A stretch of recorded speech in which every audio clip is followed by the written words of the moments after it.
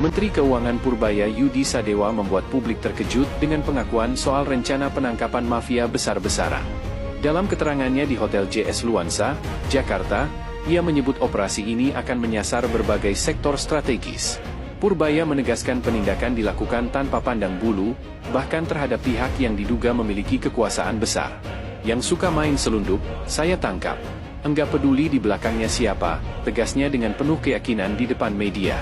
Ia juga menegaskan dapat dukungan penuh dari Presiden Prabowo Subianto membuat langkah pemberantasan mafia bisa berjalan maksimal.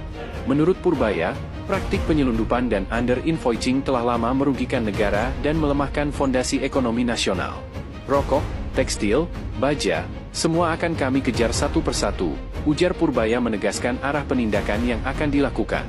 Ia menjelaskan praktik under-invoicing biasanya dilakukan importir nakal dengan memalsukan nilai barang agar pajak lebih kecil. Hal itu membuat penerimaan negara berkurang drastis dan menciptakan ketimpangan besar di sektor industri dan perdagangan. Ada yang bilang, kami nggak bisa tangkap karena ada backingan gede, tapi saya nggak takut, ujarnya. Purbaya meminta para pegawai bea dan cukai agar tidak gentar menghadapi tekanan dari pihak-pihak berpengaruh. Ia menyebut telah mengantongi nama-nama besar yang terlibat dalam praktik penyelundupan dan permainan pajak. Sudah ada nama-nama pemainnya, tinggal kita pilih saja siapa dulu yang mau diproses, katanya. Operasi ini diharapkan dapat memperkuat sistem pengawasan, meningkatkan penerimaan pajak, serta menutup celah manipulasi anggaran. Purbaya memastikan, dengan dukungan penuh pemerintah, semua pelaku akan diproses hukum secara transparan tanpa pengecualian sedikitpun.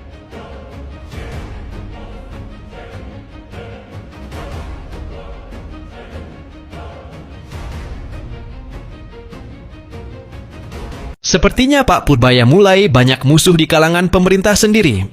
Bagaimana tidak? Sekarang Hasan Nasbi, mantan Kepala Komunikasi Presiden, yang sekarang jadi Komisaris Pertamina ini, mengatakan kepada Pak Purbaya untuk tidak kritik kementerian lain di ruang publik. Boleh kritik asal di ruang tertutup. Ya ini emang kocak sih. Namanya aja pejabat publik. Masa sekedar kritik aja harus di belakang layar? Tapi Pak Purbaya menanggapi hal ini dengan elegan. Beliau bilang semua yang beliau lakukan sudah atas persetujuan Presiden Prabowo. Dan Purbaya juga bilang kalau dia tidak mengkritik kementerian lain, tetapi hanya mendorong agar program-programnya berjalan dengan baik dan memastikan uang yang sudah disalurkan bisa terserap dengan cepat. Assalamualaikum warahmatullahi wabarakatuh. Oke. Belakang ini publik ramai membicarakan sosok Purbaya Yudi Sadewa. Itulah sosok seorang Menteri Keuangan saat ini ya. Beliau dikenal sebagai pejabat yang tegas dan belakangan mengeluarkan pernyataan berani. Ini yang aku suka nih. Siap membabat habis mafia ekonomi yang selama ini bermain di balik kebijakan negara. Wah, ini hati-hati ya para mafia ini, hati-hati nih. Kita punya menteri yang tegas, Menteri Keuangan. Kalimatnya yang sederhana tapi maknanya dalam. Kalau kita terus tunduk pada mafia, kapan bangsa ini benar-benar merdeka secara ekonomi? Dan dari situlah suasana mulai panas. Ini para pejabat udah mulai gak nyaman nih dengan statement-statement Pak Purbaya nih ya. Beberapa publik atau beberapa pihak di pemerintahan, termasuk sejumlah menteri dan pejabat tinggi, dikabarkan mulai tidak suka dengan sikap keras Pak Purbaya. Pada was-was nih semuanya nih. Mereka menilai langkah beliau terlalu frontal, terlalu berani menyentuh wilayah yang selama ini dianggap tabu. Wah, ini nih. Udah mulai gak nyaman nih pejabat-pejabat yang suka mempermainkan kebijakan pemerintah nih. Tapi justru disitulah letak keberanian seorang pejabat yang punya nurani ya. Ini pejabat semua harus punya nurani jiwa ya, harus punya nurani jiwa ya, hati nuraninya harus punya. Kita tahu melawan mafia bukan cuma soal ekonomi, tapi juga soal keberanian menghadapi sistem yang sudah terbentuk bertahun-tahun. Dan biasanya siapapun yang berani berbicara seperti ini pasti akan mendapat tekanan dari berbagai arah. Ini bagi-bagi pejabat yang sudah nggak nyaman kepada Pak Purbaya ini mulai merancang strategi ya gimana untuk menyingkirkan atau untuk menekan Pak Purbaya ya. Namun Pak Purbaya terlihat tetap tenang. Beliau seakan ingin menunjukkan bahwa kebenaran tidak boleh kalah oleh kekuatan. Bagi rakyat, suara seperti ini memberi harapan bahwa masih ada pejabat yang bicara apa adanya.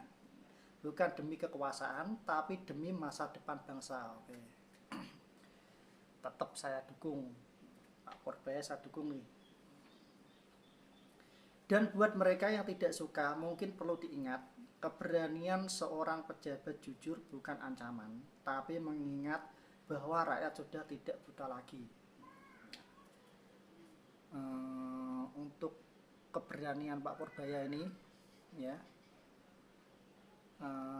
saya dukung penuh untuk kemajuan perekonomian negara ini yang sudah amburadul istilahnya, atau yang sudah tidak sesuai dengan kebijakan negara ya.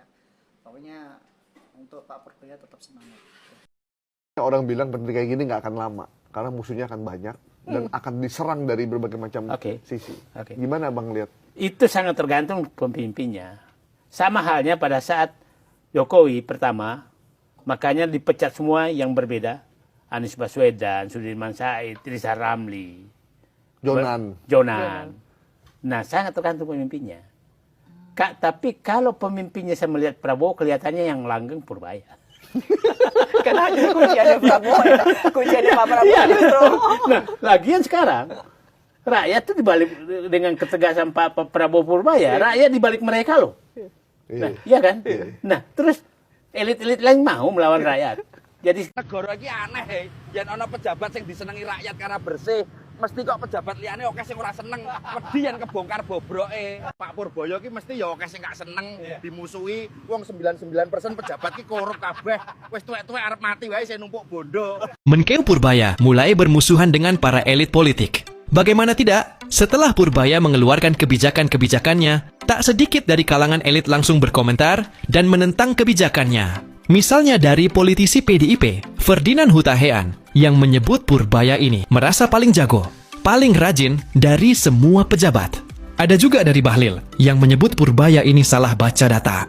Dan yang terbaru ada dari elit kelas atas, Luhut Binsar Panjaitan. Ia menyebut Purbaya ini nggak perlulah potong-potong anggaran MBG, karena pasti akan terserap dengan baik. Tapi tetap aja, Purbaya nggak gentar. Beliau bilang akan tetap pangkas anggaran jika memang masih tidak terserap. Ini jadi angin segar buat bangsa ini, karena diperlukan sosok yang tegas untuk mengatur keuangan di negeri ini, supaya tidak jatuh di tangan yang salah dan ujung-ujungnya malah dikorupsi.